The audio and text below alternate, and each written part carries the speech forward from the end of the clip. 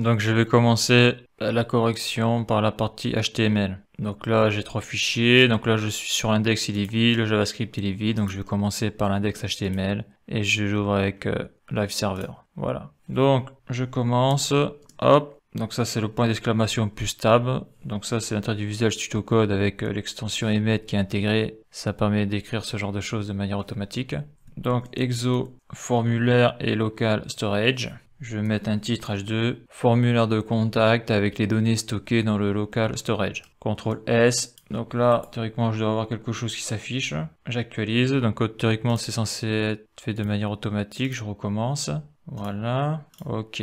D'où l'intérêt de Live Server, c'est qu'on n'a pas besoin de faire actualiser. Donc là, j'ai affiché mon titre. Donc, lorsque l'on fait un formulaire, on commence toujours par la balise forme. Donc l'action dedans, je mets rien parce que ce formulaire-là, il va rester en local. Hein. Donc ça, c'est pour envoyer les données du formulaire vers un serveur, par exemple. Donc si tu veux en savoir plus sur les formulaires, tu vas sur le MDN, formulaire HTML. Ils ont fait un guide avec plusieurs articles pour mieux comprendre les formulaires HTML. Donc là, tu vois l'élément forme. Tous les formulaires HTML débutent par un élément forme, comme celui-ci. Donc ok, donc après, je vais utiliser la balise FightSet. Cette balise là va permettre d'entourer les données, bon c'est pour l'esthétisme. Avec la balise légende je vais y mettre un titre, donc ça va être le genre, voilà, donc ça donne cet effet là, la balise FieldSet. Donc là je vais mettre la balise strong pour que ça soit en gras, donc c'est en gras parce que c'est défini par défaut comme ça dans le navigateur. Bien sûr tout ça après ça se ferait avec le CSS, voilà. Ok,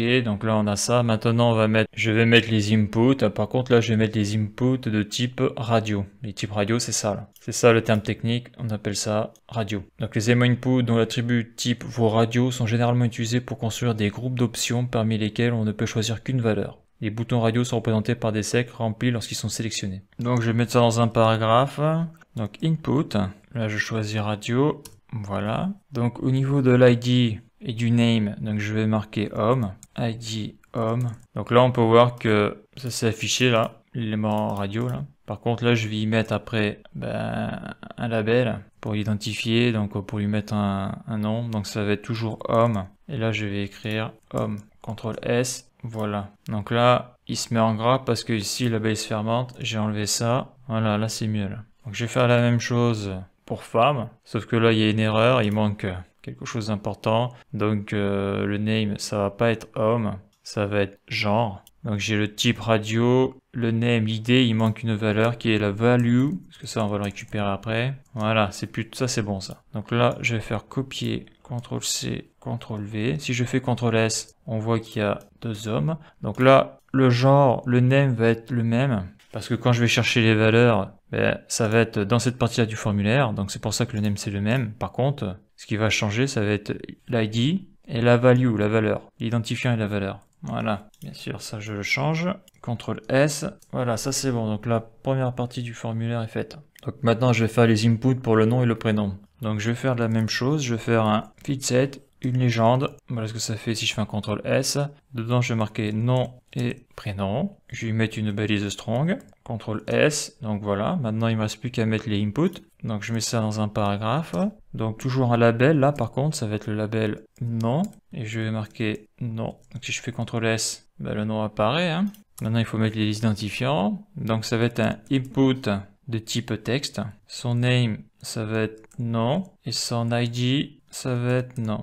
Voilà, donc là déjà je peux y mettre ici du texte. Donc là il manque le prénom, donc je vais sélectionner ça, CTRL C, CTRL V. Donc là le label fort ça va être prénom, ici prénom, le type texte, name, prénom et l'ID prénom. CTRL S, voilà. Donc maintenant on a fait cette partie-là du formulaire. Maintenant il reste la partie commentaire à faire, donc toujours la même chose, toujours par de cette balise là pour bien délimiter les choses, c'est plus visuel. Voilà, donc là je vais marquer commentaire, et donc je vais utiliser la balise texte area, donc ça va être une zone, voilà, on le voit, ça fait ça. Là je peux marquer des trucs, donc là le name ça va être texte formulaire, donc là j'ai pas d'imagination là sur la variable, sur son identification, donc là je vais faire CTRL C, CTRL V, ça je touche pas, FightSet, form, donc ça c'est bon. Donc là qu'est-ce qui va me manquer là? Il va me manquer là le petit bouton envoyer, bouton envoyer formulaire, voilà. Donc là j'ai mon bouton là, envoyer formulaire. Et là, après, il va me rester à afficher les données du local storage. Donc, je vais faire un titre H2, sachant qu'un titre H1, il n'y en a qu'un par page. Donc là, on va mettre du H2.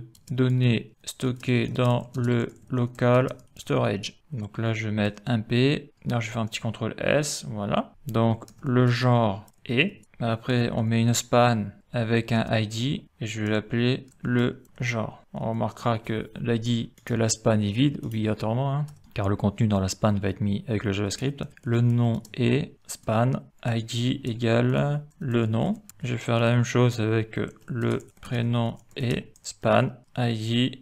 Là, j'ai fait tab, ça s'affiche tout seul, le prénom. Je ne maîtrise pas tous les raccourcis de Visual Studio Code. C'est vrai que les raccourcis permettent de gagner pas mal de temps lorsque l'on tape. Le texte que vous avez entré. De point, span, je vais mettre l'ID, ID, le texte, formulaire. Donc là, je fais CTRL S, j'enregistre, donc voilà. Donc là, j'ai mon formulaire de contact et les données stockées dans le local storage, donc genre homme, femme, nom, prénom, le commentaire, le bouton pour aller le formulaire, les données qui sont stockées dans le local storage seront affichées ici. Si je fais examiner l'élément, donc au niveau du HTML, ça donne ça. Au niveau du navigateur, au niveau de l'inspecteur. Si je vais dans console, bon, il n'y a rien. Et si je vais dans stockage, il n'y a rien. Donc là, je fais un test vite fait. J'envoie le formulaire. On voit que dans le local storage, il n'y a rien qui s'affiche, car bien sûr, c'est normal. Car le fichier HTML, on l'a bien rempli. Mais dans le fichier JavaScript, il n'y a rien. Donc dans la prochaine vidéo JavaScript 25, on verra donc la suite de l'exercice et on verra la partie JavaScript.